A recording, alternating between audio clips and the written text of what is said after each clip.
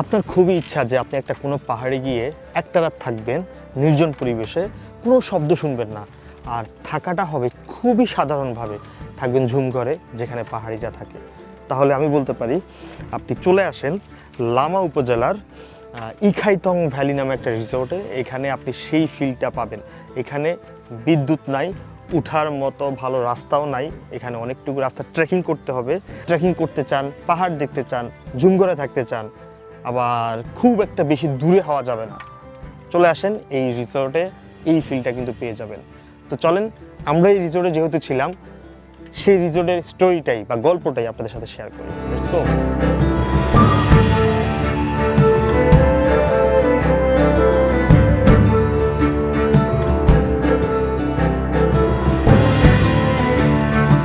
আমরা কয়েকজন বন্ধুরা মিলে যাই প্রথমে কক্সবাজারে যাই রিল্যাক্স ট্রিপ করার জন্য। বাট ফেরার পথেই চকরিয়া হয়ে যাচ্ছি লামাতে। সেখানে কিন্তু রিল্যাক্স ট্রিপ করার জন্য যাচ্ছি না, যাচ্ছি বান্দরবনের ফিল নেওয়ার জন্য। কিছুটা কষ্ট, কিছুটা আরাম, দুইটা মিলে হবে আজকের আমাদের এই ট্রিপ। কিন্তু গুগল ম্যাপ ফলো করে যাচ্ছিলাম, রাস্তা কিন্তু ঠিক মতো খুঁজে পাচ্ছিলাম না। ভাই, আমরা কি রাস্তা দিয়ে যাইতে পারবো সামনে? আপনারা এই রাস্তা দিয়ে গেলে ডালু পাহাড় পাবেন, আপনাদের এই গাড়ি নিয়ে চলে যেতে পারবেন না। হ্যাঁ, আমরা গাড়ি নিয়ে ভুল রাস্তায় ঢুকে গেছি, সো আমরা ওই দিক দিয়ে যাওয়ার চেষ্টা করি। চলেন।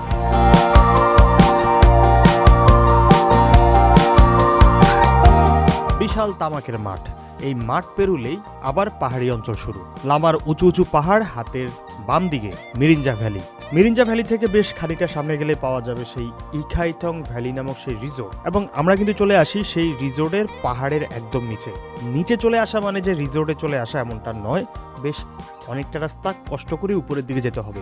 আমাদেরকে রিসিভ করার জন্য চলে আসে রিসোর্টের ওনার, এবং রিসোর্টটির পার্কিং জোনে আমাদের গাড়িটা পার্কিং করার ব্যবস্থা করে দেন। কাহিনী হলো, দাদা গাড়ি রাখার ব্যবস্থা আছে তো? অবশ্যই একদম। এটা আমাদের হচ্ছে বাইক পার্কিং, এই পুরোটাই আমাদের বাইক পার্কিং। বাইক নিয়ে আসলে বাইক পার্কিং করা যাবে, কোনো ইস্যু নেই।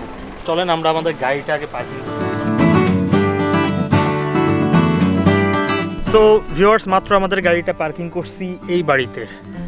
মনে হচ্ছে সব ঠিকঠাকই থাকবে, এবং আপনারা যারা বাইক নিয়ে আসবেন কোনো ইস্যু নাই, এখানে পার্কিংয়ের ব্যবস্থা আছে। আর এখান থেকে আমাদেরকে হাঁটতে হবে 40 থেকে 50 মিনিটের মতো। যারা এক্সট্রিম ট্রেকিং করেন তাদের জন্য 20 মিনিট বা 30 মিনিটের মতো। সো আই হোপ যে আমরা 30 থেকে 40 মিনিটের ভিতরে রিসোর্টে পৌঁছাইতে পারবো। সো অনেকটুকু রাস্তা উপরে উঠছি, উঠার পর একটা পাড়া পাইছি, পাড়াটার নাম হচ্ছে ম্রো পাড়া। তো ওদের রাস্তা নাকি এটা না, এটা অন্য রাস্তা দিয়ে তারা নামে। রাস্তার কন্ডিশন ওদেরটা খুবই খারাপ, বাট সেই হিসেবে এই রাস্তাটা বেশ ভালো।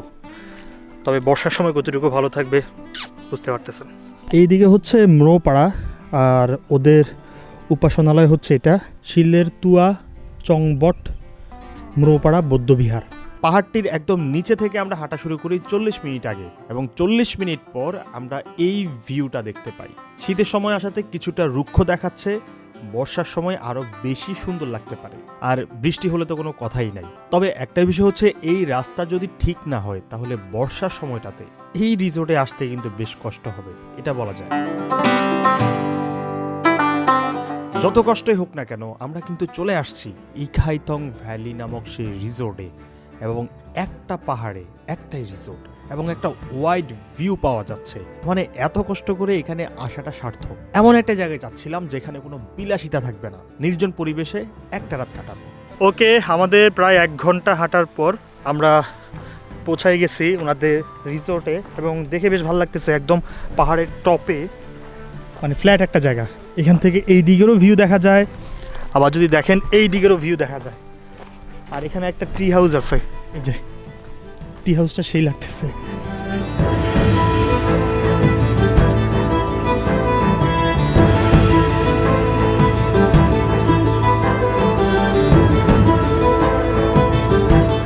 এমন একটা জায়গায় একটা রাত কাটাতে চাইছিলাম, এবং মেবি আজকে রাত সেটা করতে পারবো। আসেন, এখানে প্রথমে এইখানে একটা কটেজ আছে, এইটা থাকার এক্সপিরিয়েন্সটা ভাই সেই হবে, বাট এটা সম্ভবত খালি নেই, পরে দেখাবো। আসো।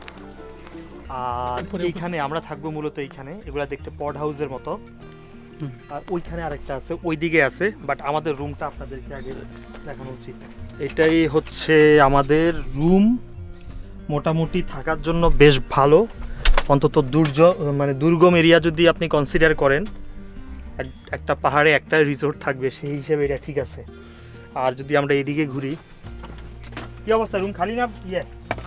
ওই রুমটা একটু পরে দেখাইতেছি, দেখি ওইখানে একটা রুম পাই কিনা।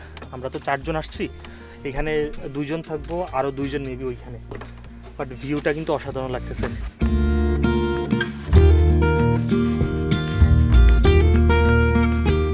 এই ভিউ অথবা এই ফিলটা পাওয়ার জন্য আপনার পকেট থেকে যে খুব বেশি টাকা খরচ হবে এমনটা না। যারা বাজেট ট্রাভেলার তারা কিন্তু খুব ইজিলি এখানে আসতে পারেন। ঝুমঘরে 7 থেকে 8 জন থাকা যায়।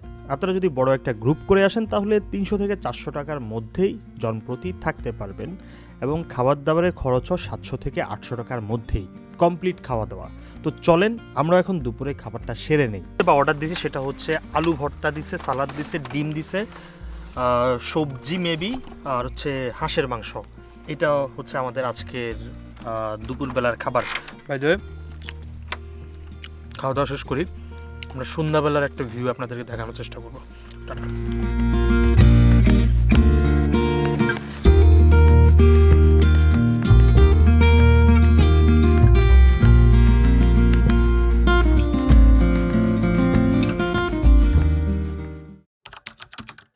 Good morning. আজকে আমাদের চলছে এই নির্জন পাহাড়ের ডে 2।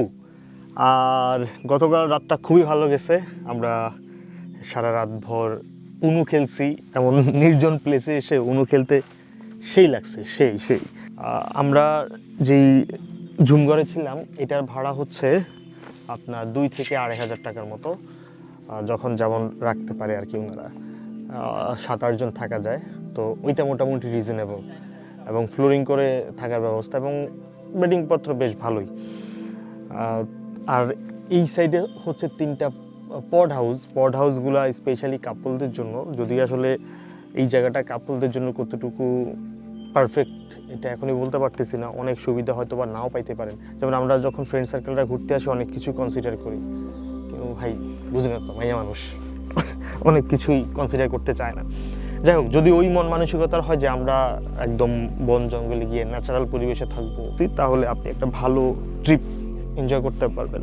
আর এগুলার ভাড়া অলমোস্ট 3 থেকে 3,500 টাকার মতো, মানে 3,000 টাকা বললে ঠিক আছে, যেহেতু এই জায়গায় কিছু ইস্যু আছে উঠা টুটা নিয়ে, সব কিছু মিলে মানে এই ভাড়াটা ঠিক আছে। খাবারের মান আর একটু বেটার করা উচিত, স্পেশালি সকালবেলার ব্রেকফাস্টে যেটা দিছে ওইটা খুবই শুকনা, খাওয়া যাচ্ছিল না। চলেন আমরা এখন যাচ্ছি হচ্ছে এই রিসোর্টের সবচেয়ে উঁচু জায়গায়। এখানে একটা পাহাড় আছে, পাহাড়ের একদম আমি কি বলবো সামিট পয়েন্ট। ওকে চলেন ভিউ পয়েন্টে যাই, এবং খুবই মজা লাগতেছে। এই পুরা যদি আপনি পাহাড়টা কল্পনা করেন তাহলে আপনারা যারা নেপালের মার্দি হিমেলের নাম শুনছেন, ওই পাহাড়টা যেমন না এই, ঠিক আছে, এই লেভেলের পাহাড়। 2 সাইডে হচ্ছে ভ্যালি, মাঝখানে একটা পাহাড়। এই রিসোর্টটার মূল এরিয়া থেকে কিছুটা উপরে গেলে একটা সুন্দর ভিউ পয়েন্ট দেখা যাবে, এবং চাইলে কিন্তু আপনি ওই ভিউ পয়েন্টের আশেপাশেও থাকতে পারবেন। সেখানেও কিন্তু ঝুমঘর পেয়ে যাচ্ছেন, এবং যারা একদমই নির্জন জায়গায়, মানে এটা তো পুরোটাই নির্জন একটা জায়গা, বাট তার থেকেও এক্সট্রিম জায়গায় থাকতে চান, তাদের জন্য ওই জায়গাটা পারফেক্ট। সো এই ভিউ পয়েন্ট থেকে দূরের এত সুন্দর ভিউ দেখা যাচ্ছে। আমি জানি না আসলে বর্ষার সময়টাতে এই জায়গা থেকে যে কি ক্রেজি লেভেলের ভিউ দেখা যাবে। আমি এখানে চেষ্টা করব বর্ষায় আরেকবার আসার। ওইখানে একটা পাহাড়ের টপ আছে যেটাকে, আচ্ছা এটা সুখিয়া ভ্যালি, আর ওই যে এখানে একটা টাওয়ার দেখা যায়, এদিকে হচ্ছে মিরিঞ্জা ভ্যালি। অনেক দূর আছে কিন্তু এখান থেকে, মানে ওই জায়গাগুলো যেমন একটু ক্রাউড হয়েছে, অনেক মানে লোক সমাগম বেড়ে গেছে, টুরিস্ট বেড়ে গেছে, সেই দিক থেকে চিন্তা করলে এই জায়গাটা কিন্তু একদম নির্জন। মানে আপনি যেই পরিবেশটা চাচ্ছিলেন যে নীরবে কোথাও গিয়ে সবাই মিলে একটু আড্ডা দিবেন, গল্প করবেন, নিরিবিলি থাকবেন, তাহলে এই জায়গায় আপনি সেই সুবিধা পাচ্ছেন আর কি। বাই দ্য ওয়ে, আমরা একটু পরে চেক আউট করবো। আর নামার রাস্তাটা নাকি অন্য একটা রাস্তা। গতকাল যে রাস্তা ধরে উঠছি সেটা একরকম সৌন্দর্য আছে, আবার কষ্টও আছে। আবার এখন কিন্তু আরেকটা রাস্তা ধরে নামবো, মেবি সিঁড়ির রাস্তা আছে একটা। ওকে চলেন, আমরা চেষ্টা করতেছি পাহাড়ের একদম উপরে চলে যাওয়ার।